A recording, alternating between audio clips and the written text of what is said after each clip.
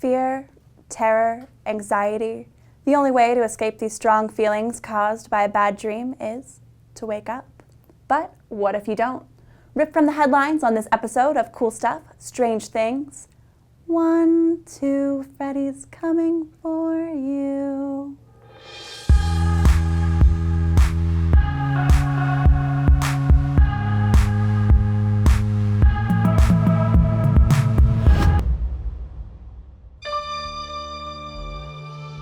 The kids of Elm Street don't know it yet, but something is coming to get them. There's something out there, isn't there?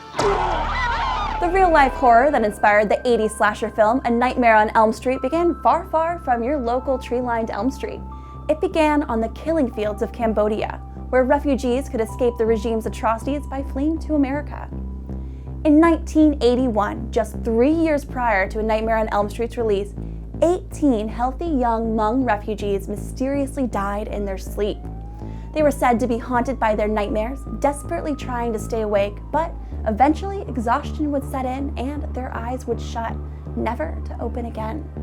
The first case was reported in 1977. The victim, a medic by the name of Lee Hua of Orange County, California.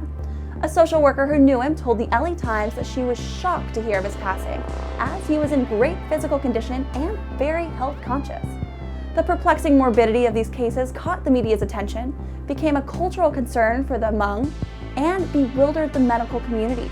The Orange County Medical Examiner reported that the mysterious incidents accounted for half of all deaths within America's Hmong population during that period.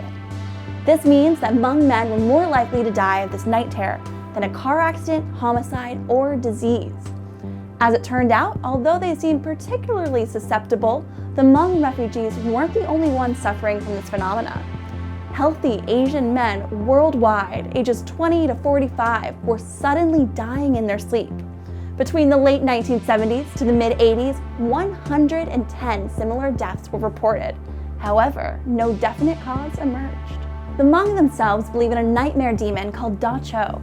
Of course, Da Cho isn't real, but if people believe strongly enough that it existed, could it become real enough to kill? It is possible that cultural belief factored strongly into these deaths, but there are plenty of other theories as well. Some suspected cardiac failure. Many blame the stress of culture shock. A political leader for the Hmong even attributed the deaths to wartime gassing attacks, a delayed reaction. Overall, medical researchers dubbed the mysterious disorder Sudden Unexpected Nocturnal Death Syndrome, also known as SUNS.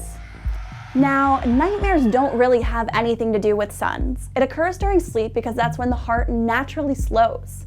SUNS is a genetic disease that causes the body to improperly coordinate the electrical signals that cause the heart to beat, sending it into a deadly spasm. Today, SUNS is detectable and preventable by modern medicine. But the question of why it so viciously attacked Hmong refugees in the 1980s has never quite been answered. There have been claims that SUNS is linked to the stresses caused by nightmares, but we don't have enough solid evidence to make that assertion.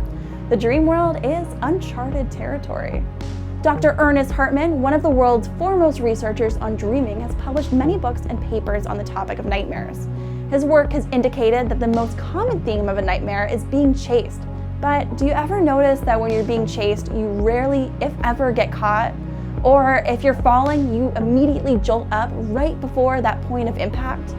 Death dreams tend to end abruptly because we don't really understand what happens to our bodies after we pass. The mind, it just can't compute. The result of Wes Craven's research on the Hmong refugees, SUNS, and unconsciousness was a killer capable of taunting the security of one's own mind. A true nightmare. One that you would die to wake up from. Stay awake, subscribe, and stay strange. I'm Sabrina Seek, and I'll be back next week with more cool stuff and strange things.